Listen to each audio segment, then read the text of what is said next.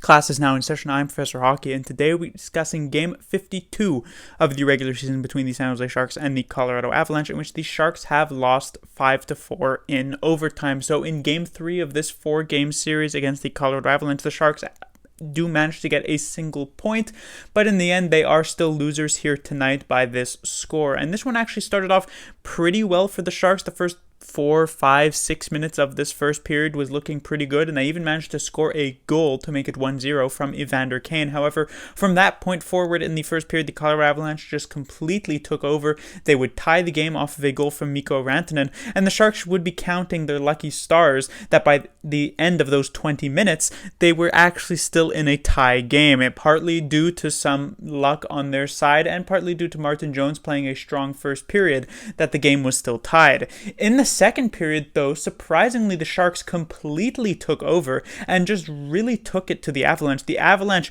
looked like the team that were outside of the playoffs, and the Sharks looked like the team that were at the top or near the top of the division, as they pile on 2 goals for themselves from Hertl and Evander Kane, second of the game, and just dominate this middle frame to take a 3-1 lead into the third period. However, the Sharks sort of fall back down to earth. We get back into reality, and in the third period, the Avalanche are right back at it. Early on in the third period, they get a very, I would say, fortunate goal, not because of a lucky bounce that led to this Nichushkin goal, but instead it was Tyson Jost completely taking Logan Couture out of the play on a pick play, which is essentially when you do a soft interference that the refs will sometimes not call because it's frequently done, and the refs have set a precedent that they don't necessarily call this all the time, and in the end they don't call it in this situation, which leads to this goal just a few moments later. So rough for the San Jose Sharks, and the Avalanche are able to take advantage to make it 3-2. However, the Sharks do get one back quickly from Timo Meier just a few minutes later, and it's 4-2, and the 2-goal lead is restored. However, with all the time still remaining in the third period, the Avalanche are able to fight their way back and tie this game, and they get goals to do that from Landeskog and Kadri, and we head to the overtime. The Sharks basically do not touch the puck in the overtime. It didn't really last a very long time, and Burakovsky buries it to make it 5-4 and end it for the Sharks.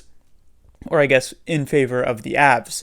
And the first thing to talk about, Martin Jones, as he puts up a fantastic game. He keeps the Sharks from getting 2 points, leaving them with just the 1 point, and allows the Sharks to get a better pick in this upcoming draft by preventing them from getting too far ahead in the standings of, let's say, the team that's chasing them, the Los Angeles Kings. But in all seriousness, in the real world, Martin Jones is just not good enough in this one. He played a pretty solid first period, and they didn't really have to do much in the second period. But come third period, not only did it fall apart for the Sharks, but it mainly fell apart for Martin Jones. This third goal from Landeskog was quite similar to the goal scored by Timo Meier, both of them off of just very, very nice shots. But at the very least, Grubauer had the excuse where he's actually rather well screened by Balcers and his own defenseman on the Meier shot, making it very difficult to save. On the Landeskog shot, Martin Jones has literally zero screen in front of him, and the puck just goes right over his shoulder. It's a nice shot by Landeskog, but it's one he needs to save. On the Kadri goal, we see a very, very common mistake that we see in Martin Jones's game. In the previous review, I pointed out that Koshinash seemed to have this mistake where he would have difficulty locating the puck when there would be a lot of traffic in front of them. Earlier on this season, I pointed Martin Jones' big mistakes at times this season have been because he's just not really anticipating what the shooter can do.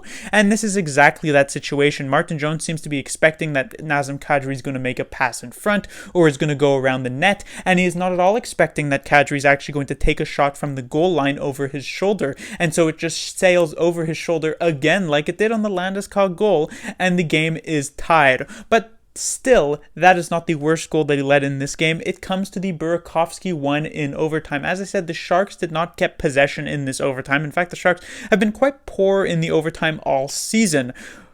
But Martin Jones definitely at fault for this one, as the puck comes back in on a Colorado Avalanche line change. It's just Burakovsky getting this puck on net. It is through the legs of Brent Burns, I guess, but this isn't some crazy top corner shot from the side of Burakovsky. This is just a pretty normal glove side shot, and Martin Jones just not accurate enough with the save. He gets a piece of it, and it rolls by him and goes into the net. So just an unacceptable goal there, an unacceptable performance in the third period, and I guess it is somewhat okay because of the fact that the Sharks were pretty much already out of the playoffs. They were not going to make it. So in the end, as I joked about it earlier, but technically it is better that the Sharks only get the 1 point instead of the 2. But it's just kind of the cherry on top of what has been a very shaky season for Martin Jones, even with that strong March month that he had put up. Next, I will be once again mentioning Barabanov, and you might be getting some Barabanov fatigue because I've mentioned him so much, but how can I not? I mean, you watch these Sharks game, and by pure eye test alone, Barabanov has consistently stood out as one of, if not the best player on the ice for the San Jose Sharks, time and time again. His line with Kane and Hertl were far and away the best line for the San Jose Sharks here tonight. Only Timo Meier was a goal scorer not on that line to start the night, and Barabanov with multiple fantastic plays. I mean, just on this first goal from Evander Kane, not only does he read the play exceptionally well to keep this puck in the zone and prevent the Colorado breakout, but he also puts up a pretty nice pass in front, or I guess it ends up bouncing off of a Colorado stick, so it's not a directly very nice pass, but it's still a very nice play by Barabanov from behind the net to feed Kane in front and allow him to score that first goal of the game. And that's just sort of the one goal that he did set up, but he had multiple other fantastic plays. And if I didn't know any better, I would view Barabanov as like some sort of up-and-coming rookie talent that was just drafted pretty high overall in last year or a couple years ago's entry draft, instead of a 26-year-old player out of the KHL who was just traded over from the Toronto Maple Leafs because they couldn't really find a roster spot for him. He has been the biggest surprise, not only of just the last couple of weeks for the Sharks, because that's only that long he's been playing, but honestly, probably for the entire season. That is a testament to how the Sharks, I mean, honestly, Knyzhov has definitely been a big surprise for the San Jose Sharks, so maybe I shouldn't overstate Barabanov's impact at this point just because it's been a bit of a small sample size, but Barabanov at the very least has been the Sharks' forward biggest surprise of the season. Next, I will talk about Evander Kane. As I said, Barabanov was potentially the best player for the Sharks tonight, or at least one of. Evander Kane definitely up there and arguing for that spot. But while Barabanov has had a bit of a smaller sample size, obviously has only played a few games here with the San Jose Sharks, so while I've been extremely impressed and I've sang his praises, and I really just did like a minute ago sing his praises, we can also pull the brakes a bit because of the small sample size. But with Evander Kane, he has been exceptional this entire season. Very, very, very nice season he has had for himself. Now up at 22 goals on the year. This would put him on pace for around 34 or 35 goals in an entire full 82 game season, which would be a career high for him. And him having this, close to age 30 at this point is extremely impressive. And he's been one of the sole bright spots on the San Jose Sharks in what has been a pretty depressing season all around, which is a very nice thing to see, because with all of these long-term contracts that the Sharks have, Martin Jones, 3 years straight now of not looking very good, and yet he still has time on his deal. Marc-Edouard Vlasic has at times looked at serviceable, but you're probably hoping for more than serviceable from a $7 million per year defenseman. Erik Karlsson has at times looked good, but has times has just looked kind of average, like in these past few games, and he's making $11.5 million. Brent Burns is a shell of his former self, and he's making $8 million for another few years.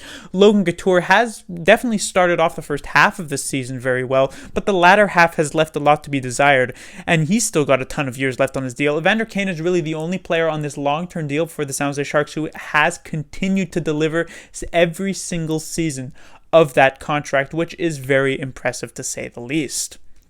And finally, I will talk about Mario Ferraro, a player who I thought actually played a very solid game here tonight. He did have the giveaway that would lead to this Gabriel Landeskog goal, so that is a bit of a black mark on his performance sheet this game. But otherwise, Ferraro, I thought, looked quite nice. It's obviously not at all an easy thing to do to match up pretty consistently against the McKinnon, Rantanen, Landeskog line. This is one of, if not the best line in the NHL. Honestly, I can only think of maybe the Boston Bruins first line of Pastrnak, Bergeron, and Marchand, who can actually compete with this first line for best first line in the league. That is how good all three of these players are. McKinnon, far and away, one of the best players in the NHL, only honestly behind Connor McDavid for that moniker. Rantanen, one of the better goal scorers in the NHL as well. Landeskog, a very, very solid player in his own right. So this is an incredible first line. And the fact that Mario Ferraro, yes, it wasn't a fantastic game. He didn't completely lock them down. That first line still did to do a lot in this game, but he certainly tried quite well, and I'd say he did an okay job at that, at least for, a sophomore player. So it has been honestly, he started the season off, I thought, really, really well. The past few weeks, I'd say, has taken a bit of a downturn. It hasn't been bad necessarily, but it hasn't been as great as it was earlier on in the year. But it has picked up as of late, and hopefully he can finish the season strong, because he's going to obviously be a huge part of the defense core moving forward for the San Jose Sharks. But that would do it for this review. I should mention, before talking about what is coming up for the next game, I did say I would mention Ryan Donato time and time again until he gets the fair recognition that he deserves. And once again, Donato gets the short end of the stick here tonight, playing less than 6 minutes here, which is still just incredible to me. I mean, less than 6 minutes for Ryan Donato. I mean, he's not I've said this multiple times, but he's not a first-line caliber player, but he definitely deserves more than double that ice time. But I guess that's the way the cookie crumbles at this point, and we'll see if that will continue over these next 4 games. But as I said, that will do it for this review. The Sharks will be back in action on Wednesday. They will take on the Colorado Avalanche for an 8th and final time this season. They only have a single win against the Avalanche, and we'll see if they can get a second one. Class dismissed.